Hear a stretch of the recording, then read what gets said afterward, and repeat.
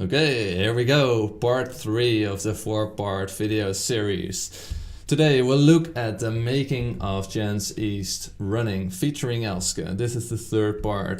The first part was kick, bass and vocals. The second part, chords and drums. This part is leads and effects. And the last part is mastering, referencing and some bonus material. Okay, so the leads and the effects. Let's start with the effects, because I know you guys are waiting to know how the leads are made, so attention. Don't skip ahead.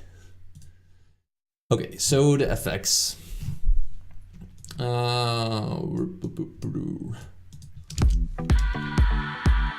already showed like the choirs and so I won't go into too much detail again about effects and everything. So I used a few sweeps and I combined them into a group so I could combine the volume automation, this one, and then in the drop I apply like the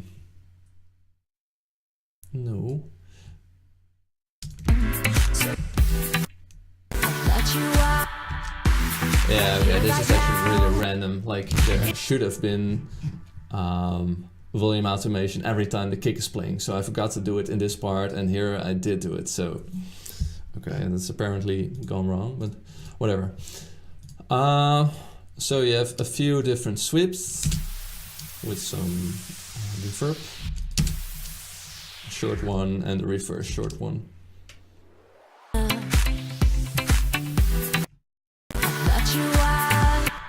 And then, well, let's do top to bottom.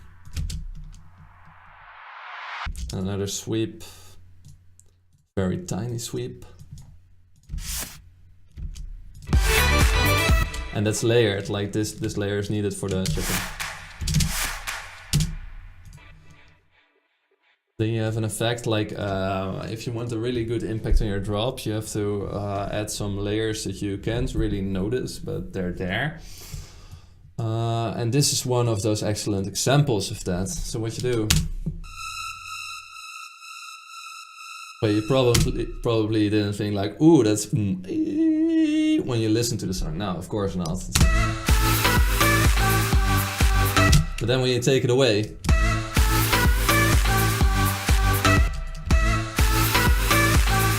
so that's a really good trick.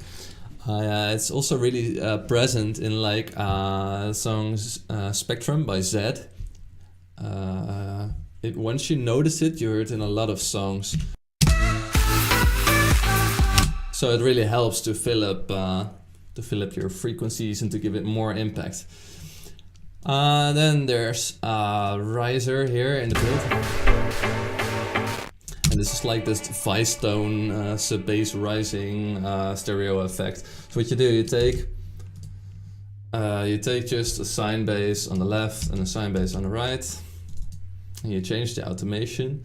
But what you do is you give them different envelopes of the pitch bending, and then you get like a really interesting sort of phase difference between left and right, and also small pitch difference. And that really draws you in, so that's a really cool way to make your own riser. So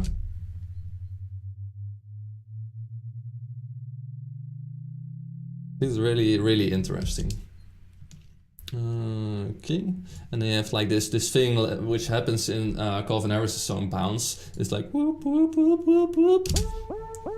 Try to remake that just by using an FM modulation, and well, you set the parameters right and you increase the frequency of the built-in filter, and there you go.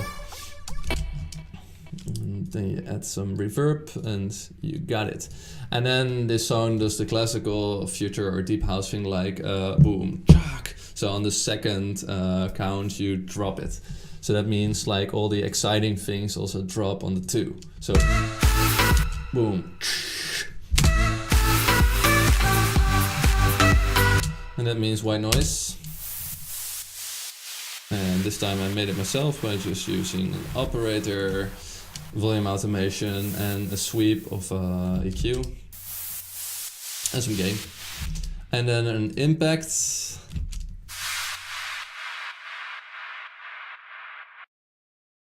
We have some sub drops throughout the song.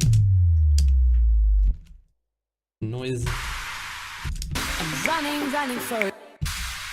I'm running for you every day and night.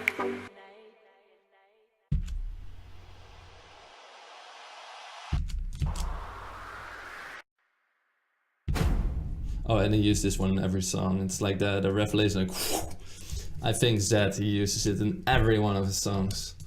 Maybe not this exact sample, but something similar. It's cool. It's like a magician, like, love it.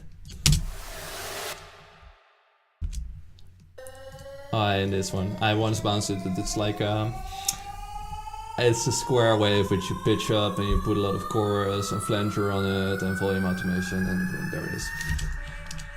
So that's the FX. By the way, in one of the last videos I forgot to say, but on the vocal, to give it a little more oomph and interestingness, I have a Sampus. Running for. And it just has the distorted voice.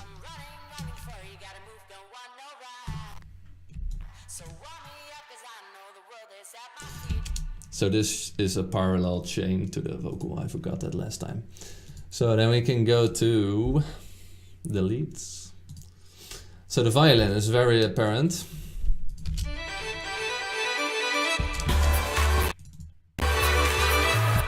And it's Ableton built in, so it's a stock preset. But I add some reverb to it, actually a lot. And then EQing, volume automation, so sidechain compression.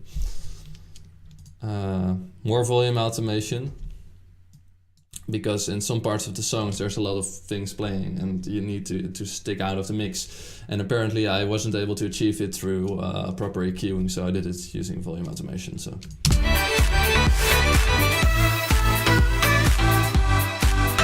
and then some filtering, which completely isn't used in this song.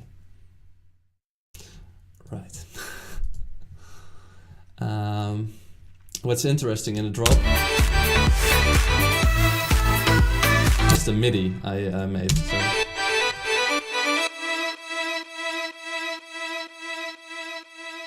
And then I do a fade. So maybe you heard it, maybe you didn't, now you know how it works. And then you have the lead sounds.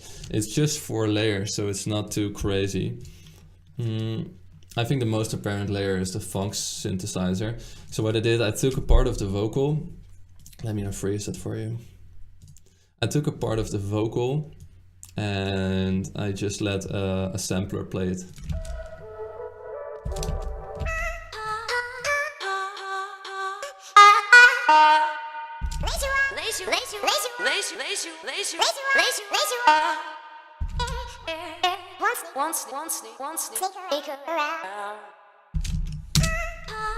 So it's just one part of the vocal which I use to sample it, and then you set your filter or your envelope settings right. So you have the correct amount of release and sustain and blah blah blah. Well, that's basically it. Some reverb, some overdrive, EQing, more reverb, but that's automated because it sounds like it's coming from far away.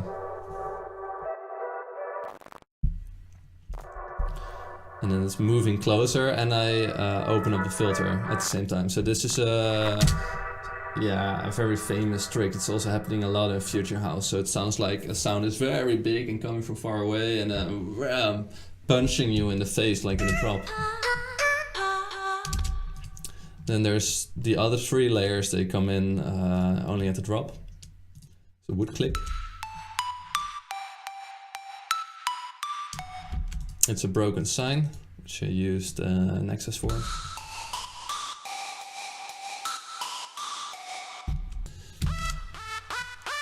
This typical sound. So there's not a lot to this, to these things. It's pretty simple. And then there's some effects on the complete bus. So that's of course the volume automation, and there's the tape stop effect. I filter it in, or out apparently, here in the outro. And the reverb thing. But this is actually double because I do the same thing on just the Fox stint. So that's it for the leads. So tune in for the next video. That's mastering, referencing, and bonus material. And see you next time. Thanks for watching.